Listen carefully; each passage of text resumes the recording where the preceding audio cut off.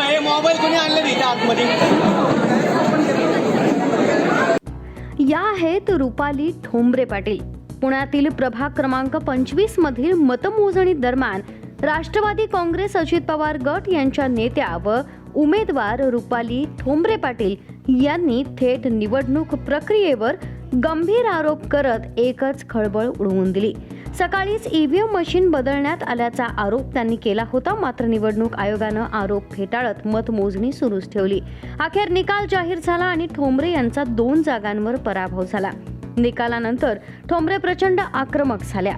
पुण्यातील new English school येथील मतमोजणी केंद्रावर त्यांनी थेट जाळीवर चढून ईव्हीएम ठेवलेल्या भागात उडी मारण्याचा प्रयत्न केला. यामुळे मतमोजणी केंद्रात एकच गोंधळ उडाला. पोलिसांनी त्यांना रोखण्याचा प्रयत्न केला, मात्र त्या आतमध्ये घुसल्याचा आरोप आहे. या गोंधळानंतर इतर सर्व उमेदवारांना मतमोजणी केंद्राबाहेर काढण्यात आलं.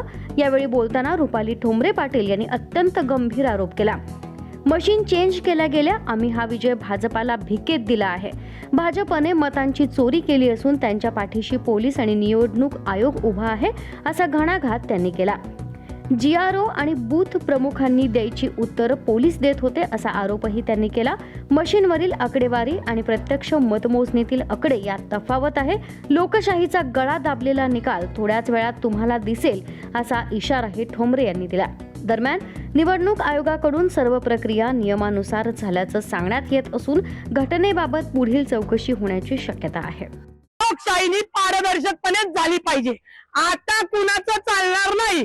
कमळ नाही, फुमळ नाही, तुमळ नाही. आणि जर त्या लोकांनी जर तुम्हाला सांगते प्रेशर आणलं तर डबल प्रेशर आपण आणायचं श्रीलंकेसारखं यांच्यावर. बघू पोलीस पण काय करतात ते. जे करायचं कायद्याने करायचं. आणि कुठल्या कार्यकर्त्यांनी एक कार्यकर्ता बोलत असताना दुसऱ्याने बोलू नका. जर पोलिसांनी आपल्यावर दबाव आणला किंवा आरोनी दबाव आणला मग कुणाला सोडायचं नाही. मग वर्ष झालं तरी जेलमध्ये जाईल, पण यांना सस्पेंड केल्याशिवाय राहणार नाही. आई जगदंबाची शपथ घेऊन सांगते. अधिकारी